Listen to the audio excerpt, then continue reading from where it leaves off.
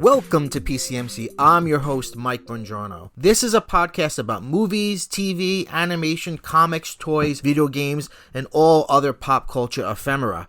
Today is a special episode. This is the PCMC Starter Pack. If you're new to PCMC, this episode is designed to be a perfect introduction to our show.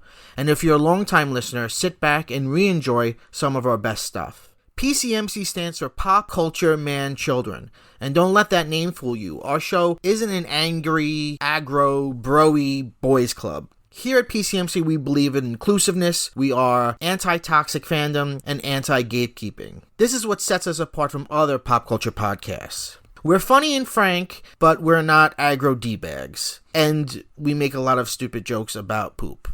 Our show comes out every Wednesday. And we have two kinds of episodes. Full episodes are broken up by 3 segments. News and trailers, the chill sesh, where we just BS about stuff we've been reading and watching lately, and current obsessions, where we talk about whatever piece of current pop culture we are really in love with and would recommend to the listeners. These episodes tend to have stupid names, like episode 146, All the Shingle Ladies, or episode 158, Karnaki Strikes Back. Here's a few examples from some of our full episodes. So let's hit the news. The creator of Super Soaker. I remember that. I used to have one. You fucking bet you did. Fucking hey. I want to know which one you had in just a second. Had the old school, dude. I had the first one was the yellow with the green canister. Ooh. Once it went like above and beyond with like multiple canisters and like bigger guns, I was like, I'm out. Well, that's all it could do, right? They just every season to be like, hey, guess what? Now you could hold even more water. Yeah. Because they realized, the creative Super Soaker realized the problem with water guns was always having to refill it. Yeah, exactly. So it's like, how about we give you a gun that can shoot 12 yards, sting someone in the eye. Yeah. And remember the one with the backpack? Yeah, you had a whole like container. It was insane to me. And then you had backup containers.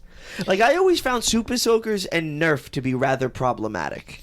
It's funny you say that because the creator of Super Soaker also is the creator of Nerf. Really? I did not know that. And he sued Hasbro, and he just won $73 million. Must be nice. The Atlanta-based company behind Super Soaker Water Gun and Nerf Toy Guns has been awarded nearly $73 million in royalties from toy maker Hasbro Incorporated, according to the law firm King & Spalding. Johnson Research and Development Company, founded by Lonnie Johnson. Lonnie Johnson's the creator of Nerf and Super Soaker, have been in a royalty dispute with Hasbro since February, when the company filed a claim against the giant toy company. According to King & Spalding, with the A. Lee Baker PC law firm, represented Johnson, Hasbro underpaid royalties for the Nerf line of toys from 2007 to 2012. You dirty birds. Quote, in the arbitration, we got everything we asked for, said Atlanta attorney Lee Bayer. The arbitrator ruled in Lonnie's favor. The attorney also said Johnson is very pleased with the outcome. Yeah, $73 million. He might be I'd be pleased too. Johnson could not be reached for comment. He was too busy filling up his Super Soaker in the backyard with a hose. The arbitration agreement resolved a 2001 inventors dispute in which Hasbro agreed to pay Johnson royalties for products covered by his Nerf line of toys, specifically the N-Strike and Dart Tag brands. Now, I loved Super Soaker. I remember when that came out, it was like another level. Yeah, because prior to that, you had to get the little cheap plastic bodega store guns, and they look like little machine guns or little 6-shooters. Right, like a little 45 or whatever. Yeah, and you had the little plastic cap that you would tuck into the gun. And you got to be careful with that because that thing would shoot off immediately. And then you're fucked. And then you're like, well, damn, I have to get another 99-cent toy. Right. And there was no distance on it. No. You had to really be right next to somebody. I had to literally be sitting really close to you to do it. Like I would tell you, Michael, you ever dance with the devil by the pale moonlight? But I'd have to be really close to you in order to scare you. Right, absolutely. Like, this is how I am now. Right. And also, how uncomfortable is this? It's very uncomfortable. Right? Yeah. So now, I could be like a sniper. Yeah, exactly. That's the thing. It went from modeled after, handguns in the street to, military-grade weaponry. You fill that bad boy up, and you take care of business. Yo, and you think about it, too. Like, they were promoting gun use at such a young age. Oh, yeah. Yeah.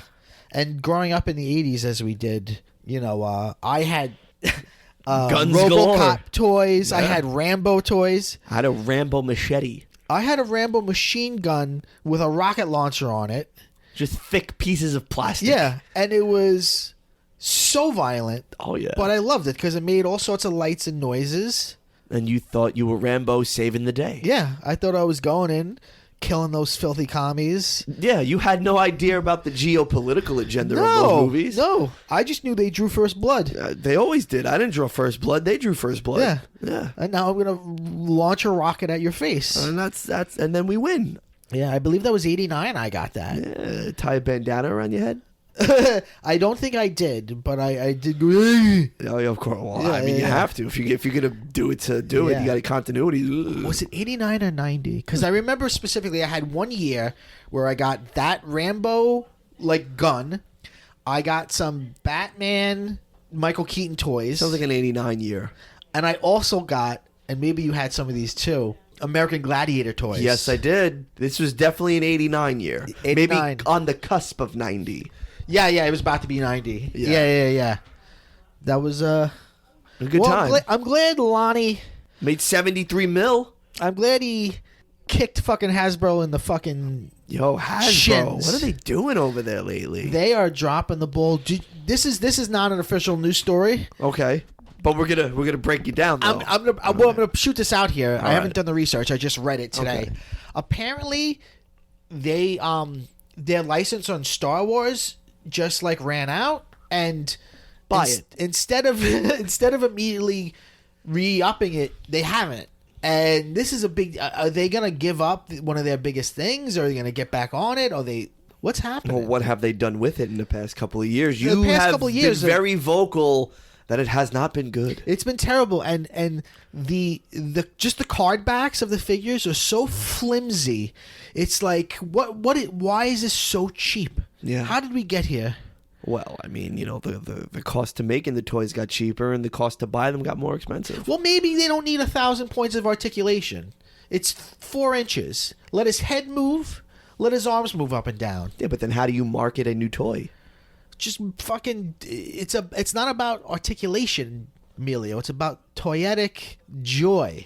Yeah, it's about joining the rebellion against the evil empire. Yeah, and I think that's what Hasbro's lost. But don't you want Karate Fighter Poe that can bend in mad poses? No. I never liked action features on a figure. No? Because it meant your figure could only do one thing. Action. Remember the wrestler ones? The one that were very cartoonish looking? Yes. There was a lot of them that would just you'd squeeze it and it'd pop. I love those more than the ones that they have now. Is that true? The ones they have now are... It was the Hasbros. It was the WWF Hasbro toys. But what I love about the ones now is their genuine scale. Like if a guy's taller in real life, his figure would be taller than another figure. I completely understand that. The only tall figure that the WWE Hasbro toys had was Andre the Giant because he had to be bigger than all the other toys because he was a bigger toy. Yeah. Because he was the He giant. certainly was. Well, let's go to Trailer Corner. We watched the trailers for Terminator Dark Fate. Let's start with Terminator. Okay, every Terminator trailer for the past 15 years has a hint of ooh, this is gonna be it. Right. Ooh. So I don't know if I can get this that is gonna excited. be it, meaning this is gonna be another good one after 2.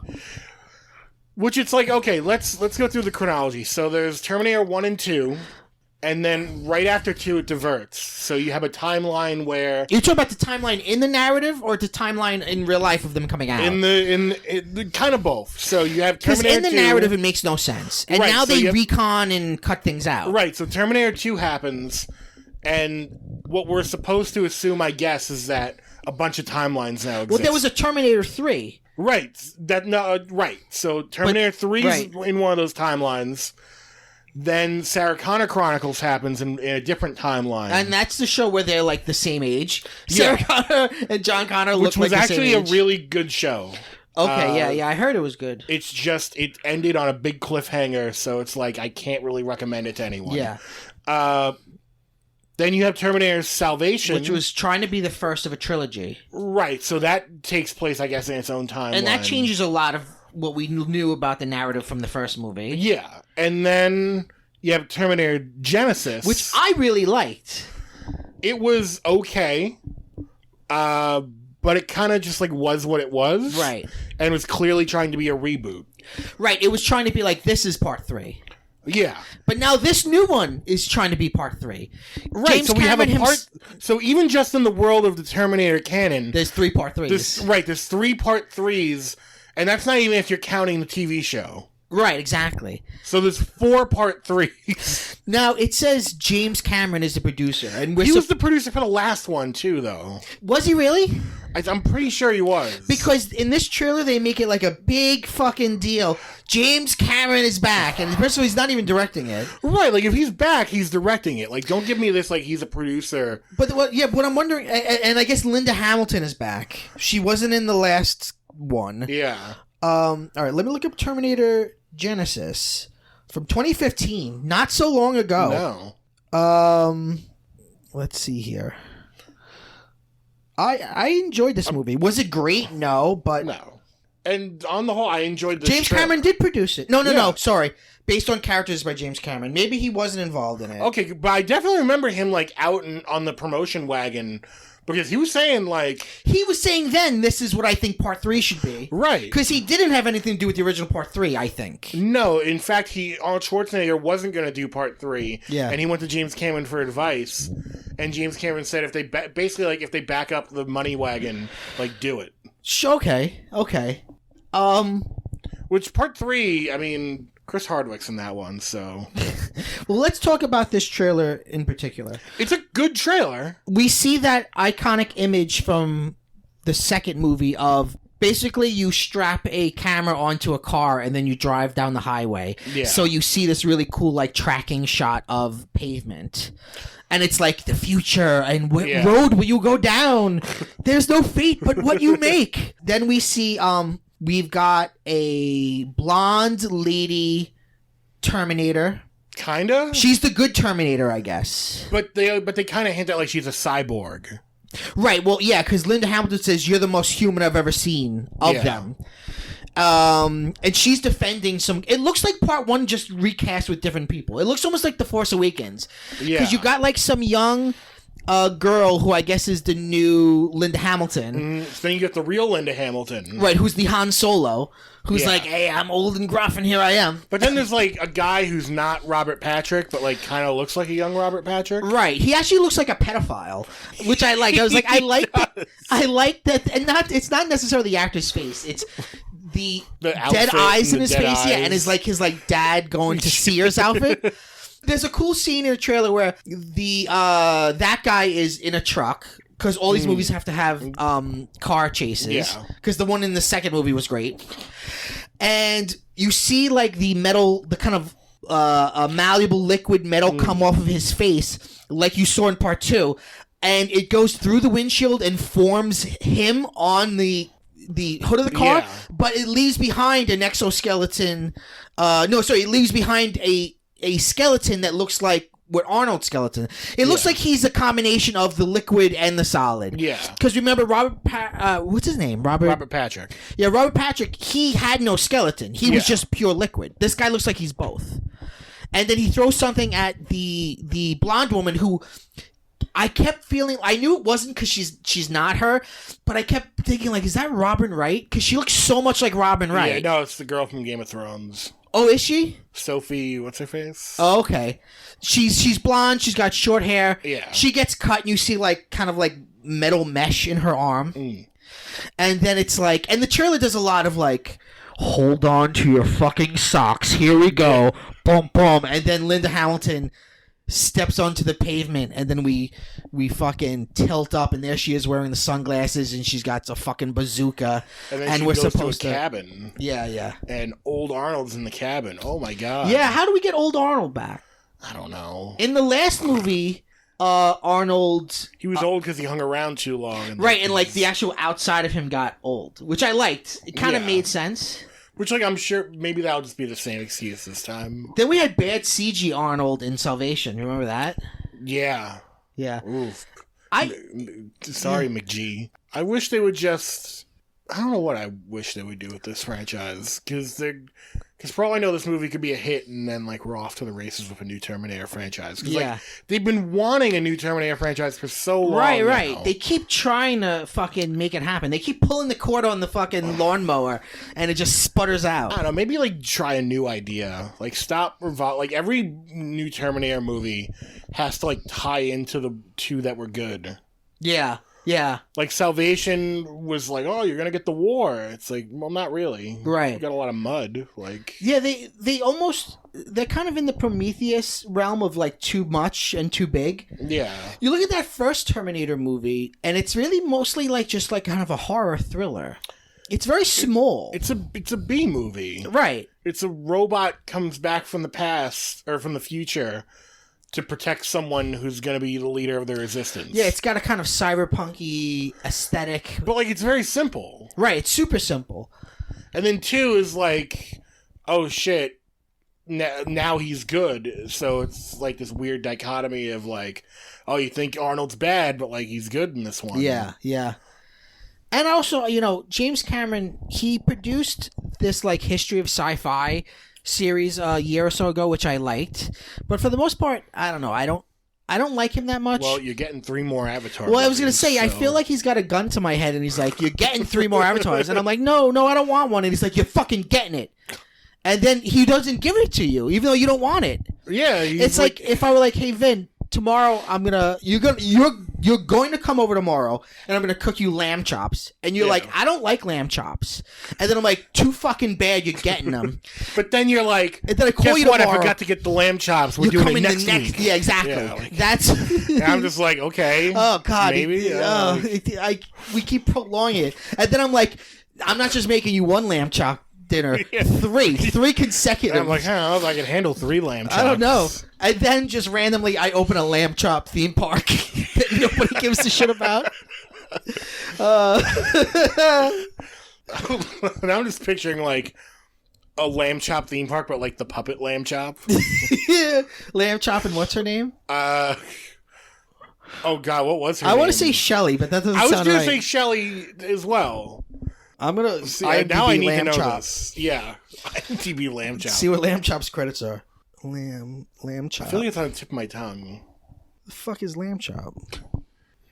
I'm just typing in lamb chop and Shelly, which is it's gonna give me like Shelly Long eating a lamb chop or something. Oh God, I want to know her name. What the fuck? Reset this. Is it Shirley? Oh, maybe it doesn't just come up on like the Wikipedia. Shari Lewis. Shari Lewis, yes. Shari Lewis and lamb chop. There we go. Great. Great. Yeah, glad we nailed that down. Glad we circled back for that. You're wearing glasses. I am. You weren't before. Now it's upsetting me. Why? It makes your eyes look smaller. Because I have very poor vision. But it's uncanny. Why? Because it looks like you with smaller eyes. Because you also have clear frames. Yeah. So, like, if I look at you real quick, it's like, oh my God. It's like a nightmare version of you. It doesn't scare my 1-year-old. Why does it scare you? You know what? He told me it does. He calls you fake, mama. Oh, my God. His other mother. So this is the Obsessions segment. Are you obsessed with my glasses? Yes. Look, we're both obsessed with Baby Yoda. We're not going to talk about him. We both have a crush on the same boy. Whoever gets him is fine. We're going to play MASH. I'm just so happy for you. You have the same lunch period as him? Great. It's really cool. So I'll kill myself. So, not counting Baby Yoda, what is your other current obsession? Okay, I had to really dig for this because I'm truly obsessed with Baby Yoda. But me too. I discovered a new obsession. Yes. Last night. It's called into the cocaine. wee hours. When I should have been taking advantage of the fact that my child was asleep. Yeah. And I should have been sleeping myself. I was up watching dinosaur pranks. Dinosaur pranks? Dinosaur pranks. What is that? Okay. There really aren't too many. So there's like 4. You can watch them all. Basically, I guess people who, like, it must be something to do with like a radio station or like a TV station where they have like some cash because these costumes are like They're not that expensive. I looked them up because I kind of want one. Oh, these the blow up ones? No. Oh, These okay. are like super realistic looking. Oh, really? Dinosaur costumes that are really big. Not like Jurassic Park huge, but like the size of a raptor in Are Jurassic they like Park. the ones that like walk around in Universal? Yeah, they're big. And they look good. Wow. And so and then there's just like a series of pranks. They top out at about like $5,500 though, But what- which is not that bad They for prank like a people life-size with- dinosaur. Yes. So they'll do these things where they're like, my favorite one, and the one that's been making the rounds that got me into this, was they set up the prank by, it'll be like just a regular like city block, right? And at a corner around a building, so you can't see like what's coming at you from like the other street. And a guy will come like running out from there, like tearing ass up the street and almost bump into you. And you're like, what the hell? Where's that guy going? And then all of a sudden, this huge dinosaur comes out from there, and That's people lose amazing. it. Like, it's real. I love that. People go crazy. It's so I funny have to to watch these. It's so I like funny. the ones you see from like Japanese game shows. Where There is like, a dinosaur prank on a Japanese game show that I also watched. Oh, really? It's an office building. Although I'm like, I mean, like, I can't do anything and be lighthearted. So watching it, I was like, if I saw people running down a hall screaming, because it's like you're walking down a hallway at work and then a bunch of people just start running in another direction screaming. I'm like, shooter, like get down. Right. But instead it's a dinosaur. Which is a lot honestly better, more frightening, honestly better. but I'd be excited. I'd be happy. I'd be like, what now? They did that on a Japanese game show. Although the Japanese game show one was like oddly transphobic. Oh, They boy. like targeted this trans person who worked there, like specifically, and they were like making fun of their wig. And I thought that was not nice. Wow. But the prank was fantastic. Sure. There is this one that's incredible. And it's so weird. Like they must have known like this particular person was running on this path because it looked like a very secluded path, like a running path, like Yeah. trail. And this dude is running down the trail. And this is like, I love the little added touches that really like flesh out the prank. And you see this guy come running out of the bushes, like in the opposite direction. And he's like juggling and trying to balance and catch a dinosaur egg. And then all of a sudden, this dinosaur busts out from the trees. hilarious. And the guy, like, trying to, like, crab crawl on the ground away from him and eventually chases him through the trees. And the man lands in a stream. Like, he ends up in the water.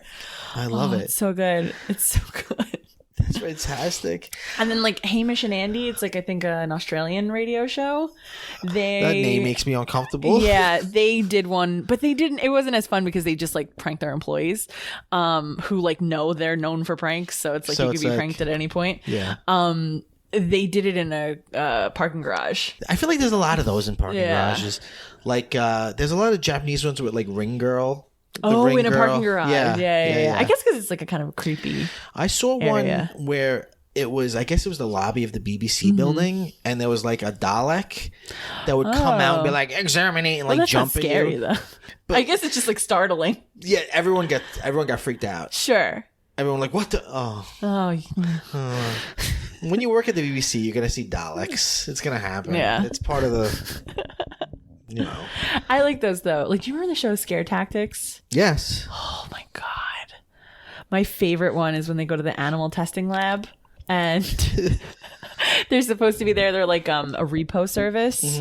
And like the conceit is the guy gets hired by this repo service. And so they're like, yeah, this lab closed down. So we're going to take an inventory of like what equipment they have. And we're going to try to, sell it for whatever it's worth. And they're like, yeah, they pretty much left everything. And then, they're like building up the backstory, like, oh, they left in a hurry. And then there's like rustling. And this show really employed little people in ways that are not okay. But this one, they made him into a rat man. And so this like little rat monster man is like running around the lab. Oh, truly great stuff. I think it was hosted by Shannon Doherty or Tracy Morgan. I get those confused as well. They look so similar. Yeah. So those clips were segments from full episodes. The other kind of episodes we do here are topic episodes. Sometimes these episodes are about specific texts, like a book, a movie, a game, or whatever. For instance, episode 166, the Super Mario Bros. Movie. Other times these episodes are about specific aspect of pop culture, like adaptations or sequels. Often we do list episodes where we count down our opinions in neat little internet-friendly bites. Good examples of episodes like this would be episode 137, Stuff We Hate That Everyone Loves, or episode 128, Fake Food from Pop Culture. Here are some clips from topic episodes. This is an episode about reading and what it's like to read and our reading habits. Yes. Oh boy, there's so much to talk about. Well, all right, let's talk about reading more than one book at a time. Because there's only one way I can do this. It's if I'm reading a nonfiction and a fiction. Exactly. I can't read two fictions at the same time or two nonfictions. You got it. That's exactly what I was going to say. So I'm extra weird, and this has been for years now. I always read two books at the same time. One of them is my bedtime book. Yes. And one of them is my daytime, my other whatever time book. And my bedtime book is always on my Kindle, and my other book is always physical. Okay, my bedtime book is always on my Kindle. My daytime book may or may not be on my Kindle. Okay. But which one is the fiction? Which one is the nonfiction? Usually the nonfiction is on my Kindle and the fiction at night. Because you just want the intellect and you don't want a story that'll keep you awake. Right. I just want like funny essays or a memoir or something interesting.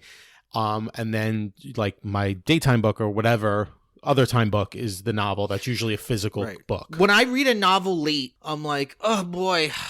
Now I'm all concerned about what's going to happen to this character. I can't read short fiction at night because then you're in, you're out. You have a little bite and then you go to bed. Yeah.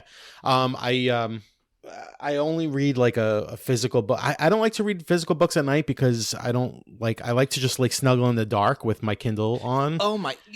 It's the best feeling in the whole world. Yeah. I mean, that's another topic I want to talk about, which is the fucking Kindle. People are always, I feel like a lot of readers are very anti-Kindle, and I listen, I don't get it. I love my Kindle. It's made me more of a reader, if anything. Absolutely. First of all, people love Netflix, right? In my Kindle, I've got like hundreds of books. I've got everything. Yeah. I carry my whole library with me everywhere. I'm at a point right now where I always go Kindle unless, like for my birthday, you gave me a gift card.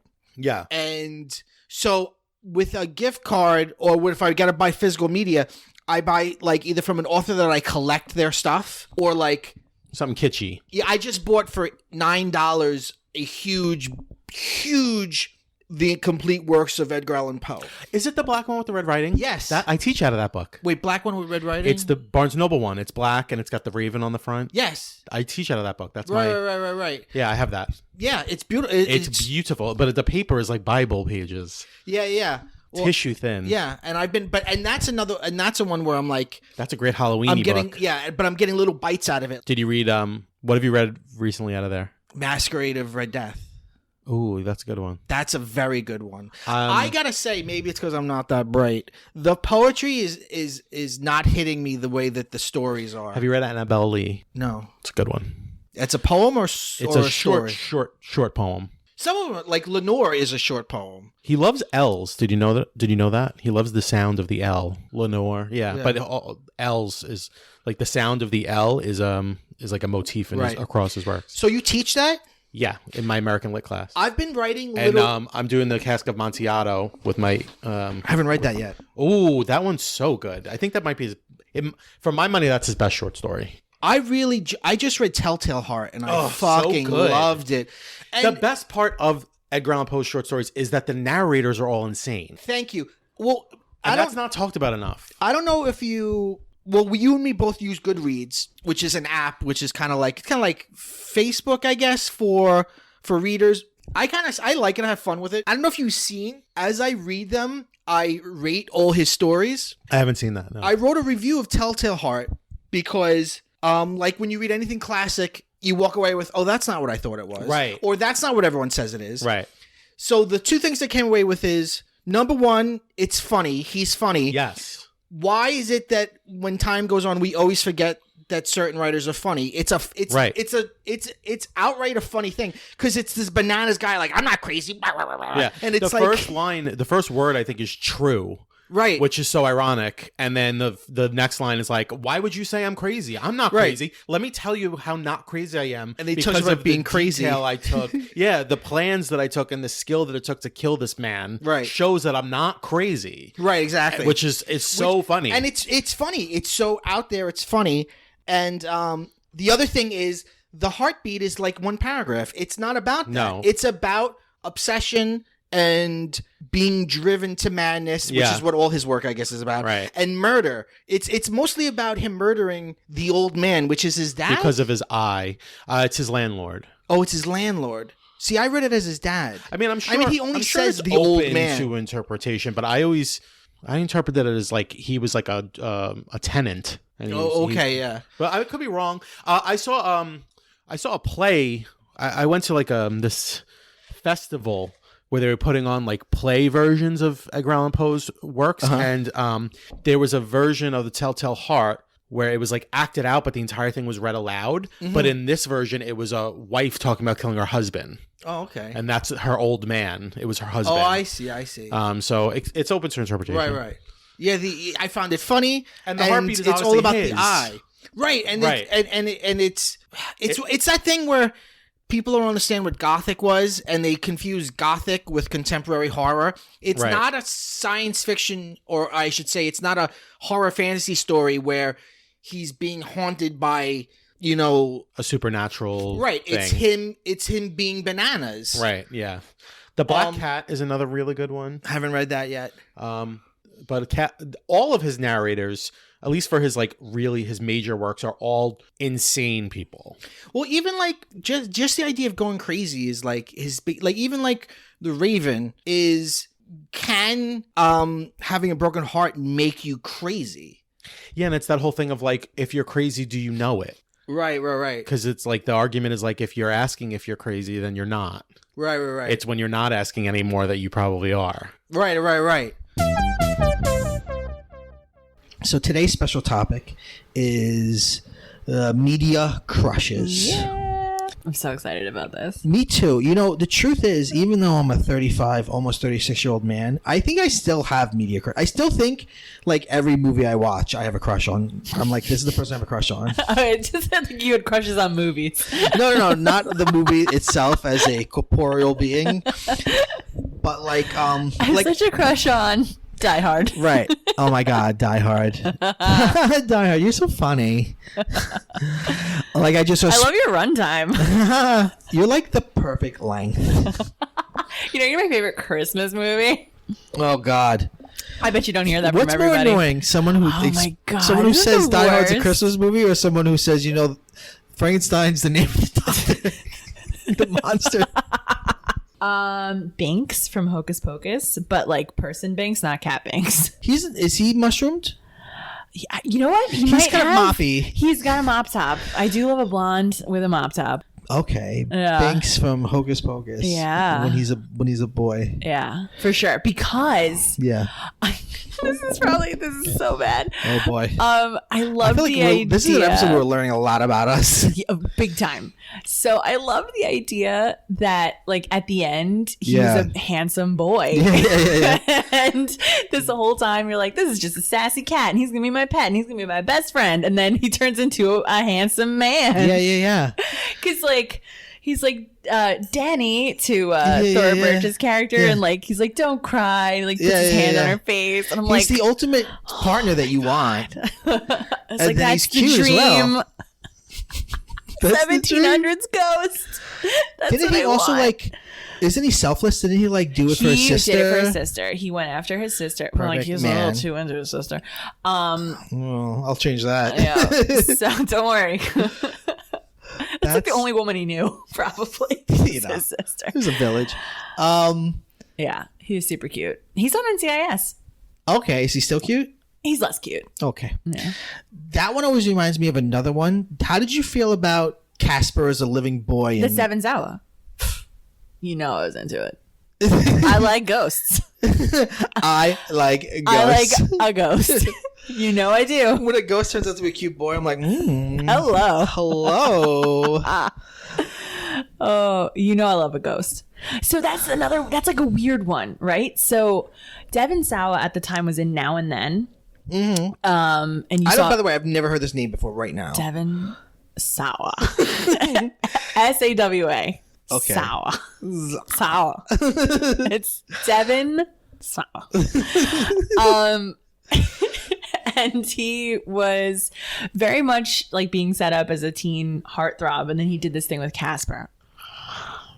I mean, oh my goodness. He says, like, the whole time he's like, "Can I keep you?" to Christina Ricci's character. Yeah. And then she doesn't know who this handsome man is. And they're so like similar dancing. to things. Yeah, very much so. You really wanted... I really wanted a fucking blonde, mushroom cut or mop top young man who had died to come. Right. And was living it's important in a different that they've way. been dead for at least 100 years. And then, like, surprise, I'm also a cute boy. I'm also a very handsome boy.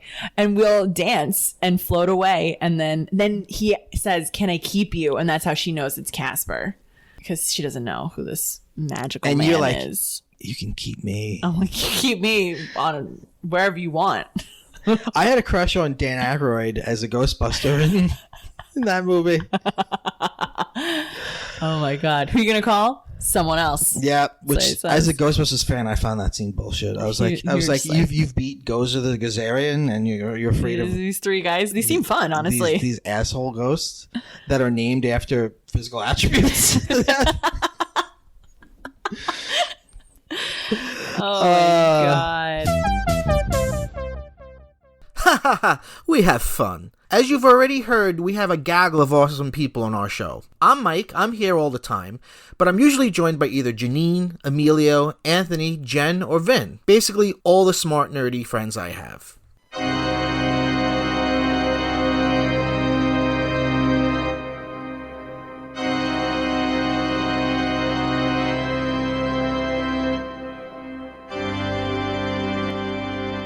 Every October, PCMC does 4 Halloween specials. Halloween is the most important time of year for us here at PCMC, and we actually work year-round on our Halloween content. Our topics range from the scary to the spooky and everything in between. I think some of our best episodes are Halloween episodes. Here's a taste of Halloween 2020. Halloween Town. Halloween Town from the year 1998, directed by Dwayne Dunham, starring the inimitable, the unsinkable Debbie Reynolds. Incredible. Jen, just tell us a little bit about your history with this film.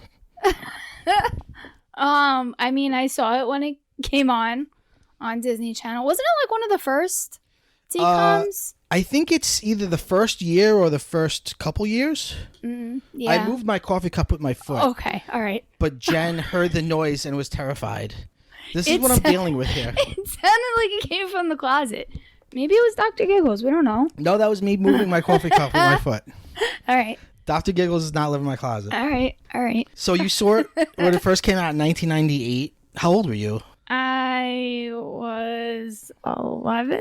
Yeah. Okay. 11. Prime age for this movie. Did you see this after Xenon and Smart House? The other 2 episodes we've done already of DComs? Probably. This is a classic one, though. This is one that people remember. It's become a Halloween classic. Right. We see a school bus.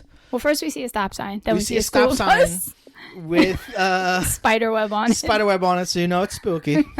And then, for some reason, even though it's supposed to be like a bus, like a city bus, it's a yellow school bus because that's all Disney Channel could afford, I guess. Maybe that's all Halloween Town could afford. You don't know what their revenue's like.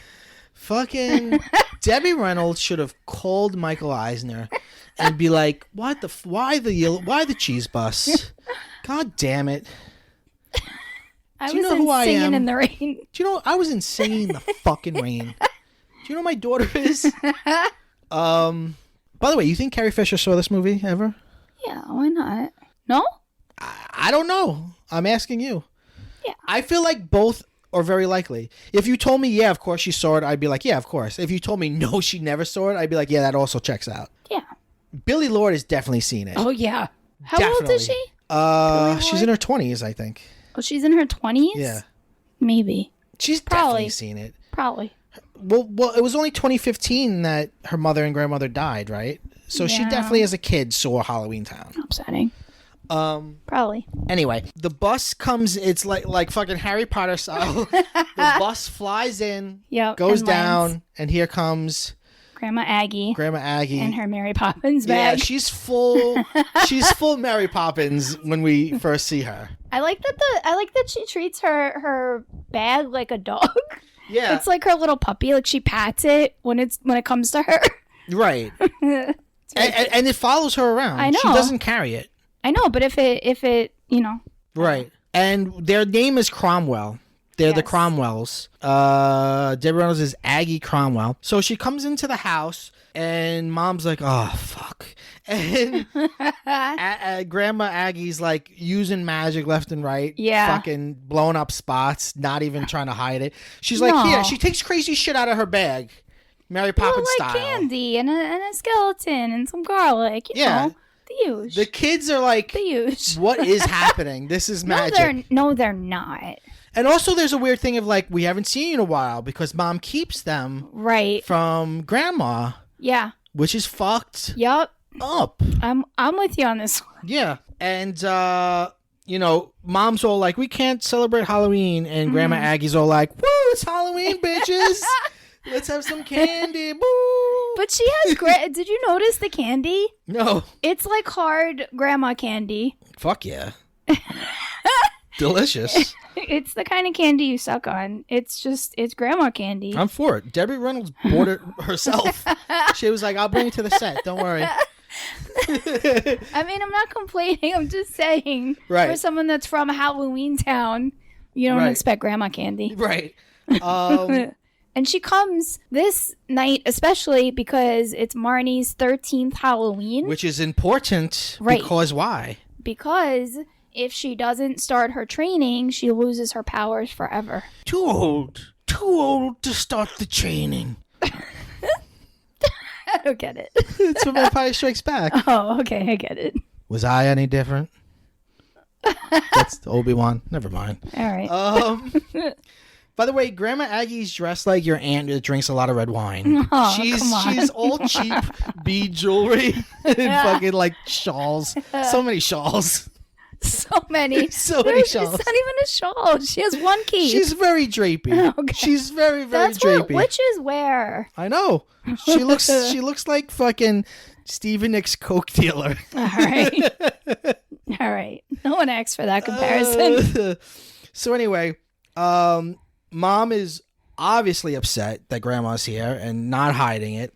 and giving out hieroglyphics and pentagrams. Yeah, Grandma's fucking going full hog. And Grandma fucking takes out a kid's book that's like the story of Halloween Town with Yeah. like illustrations of the children she's telling the story No. to. Yes. Yeah, yes, but no. It's got like one picture. I'm putting quotes around. Oh, well, not around picture. It is a picture of Marnie. Yeah. That like bear. I wrote this down. Like I put cleft chin maybe. Like it doesn't look anything But the like brother her. immediately is like, that looks like you. Yeah, because that's his line. It doesn't look like her. So you feel like the It looks- illustrators, they had the guy who drove the yellow bus. Like, can you draw as well? It You want a looks second like job on this movie? the vaguest human All right. I've ever seen. All right, but within the diegetic world of the movie, it's supposed to look like her. And again, that's pretty fucking magical and over the top to be like, I'm going to read you a story that's clearly about you. Well, she takes out the book because she starts telling them about Halloween Town, and then the brother's like, we have impressionable children. We should say that this place isn't real. And she's like, well, I don't know if it's real or not because I read it in a book. And that's what you're supposed to look at. You know, I just wanted once in the movie for Grandma Aggie to look at the brother and be like, shut the fuck up. You are killing everyone's buzz right now. And we all hate you. Yeah, But she doesn't. she doesn't. She's a class act. She is. Well, we're wrapping up now, but before I say goodbye, I want to share one more clip. This is a conversation I had with a longtime listener, Rito, and I think this conversation gets to the ideology of PCMC. I tell you, man, I definitely respect you doing this podcast. Like, even, I don't know if I'm the president of the PCMC fan club of sorts. President and only member. I have sent fan mail. It's just it got lost through Emilio. Yeah. But Emilio.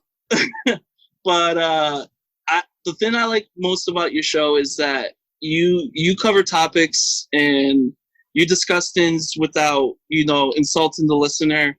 And your biggest thing is inclusion. You're not too PC. You're very I hate the word woke, but you're very aware, Yeah, I mean, to me, fandom is like a family, It's like, I mean, you talked about this about when you were a kid, like, it's about belonging somewhere. And, we should all belong somewhere. Like, I'm not into sports. I was never, like, the best-looking guy. I was, like, like a little fat kid. Like, you know what I mean? Like, there were plenty of times in my life where I felt that the only place that was my place was, like, fandom. Like, on Friday nights, like, when I was a little kid, like, people would, like, I don't know what kids would do. They'd be, like, going out and, like, playing sports, and I'd be like, nah, I gotta go home because I gotta the Sci-Fi Network is gonna show, like, 2 fucking episodes of fucking Duck Factory starring Jim Carrey, and I've gotta fucking watch that and fucking then, it'd be like, so, and I know now it's become more commercialized, and now, like, these aren't little things, like, these are huge things, like Comic-Con is huge or whatever, but I still feel like, it's a community, and I hate people who are gatekeepers, and I hate people who are who argue and say you're wrong and shit, or I guess going back to the 2016 Ghostbusters, like, somebody likes that movie. I'm not huge on it, but somebody does. Maybe some little kid does. Maybe some little girl does. So it's like, who gives a fuck? Like, it's not an insult to you that they're fucking lady Ghostbusters. So it's funny too because like you said, being a fat kid and liking the things that you like, we were constantly bullied for it. Mm-hmm. I'm sure there's people that listen to the show now that are like, yes, you're right. The thing now in today's age is that with podcasts, social media, and the internet, you're able to create that sense of belonging, like you said. Yeah. Whereas the gatekeepers now are like, hey, you can't sit with us because you feel like, the Snyder cut's better than the new cut and all that, Right. Whereas... It's like we always have to find these divisions. Yeah, and speaking of nostalgia, so I was at Goodwill the other day. You remember these shirts? Yeah. How do you describe them? They're like the silk, like, button shirts. Yeah. Yeah, I saw this. I used to wear these in, like, middle school, so that kind of gives you an idea how cool I was. I had a weird vest phase in middle school. I was like, I'm going to wear vests. I don't know why. Was it Han Solo, or was it Doug Funny? It wasn't even cool vests. I looked more like Balky Bartakamos. It was. I don't know why I was like these vests. This is the thing. This is my thing now. It's like the episode of the Goldbergs where he shows up as the kid from the Breakfast Club. Yeah, this is my thing. The kid from the Goldbergs, like even though that's a ridiculous show, like a lot of his childhood, I fucking really identify with, like the making of the movies and all the toys and shit. Like my room now looks like his room looks in that show. I feel the same way, like with my Funko Pops and comic books and wrestling. Like, I'm parts Adam, but when I get home, I'm like Marv. Oh yeah. Marv. All right, so that's your PCMC starter pack. Thank you so much for checking us out. If you like what you heard, please subscribe to us wherever podcasts are available and take a look at our episode feed for topics that speak to your interests. And if you're a longtime listener, thank you so much for your support and love. Making PCMC is a labor of love for us, and we couldn't do it without you. We end this episode the way we end every episode, by quoting Animal from the 80s cartoon masterpiece Muppet Babies. Go bye-bye!